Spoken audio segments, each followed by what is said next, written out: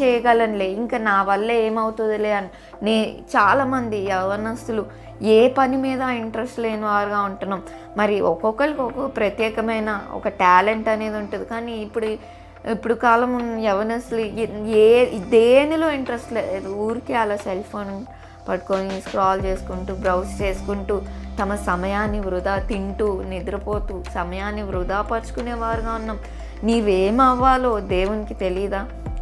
నిన్ను సృజించినప్పుడే ఆయన ఒక మైండ్‌లో నువ్వు పలానా ఒక పాత్రగా తయారు చేయబడాలని అనుకోనే కదా మనల్ని దేవుడు సృజించాడు.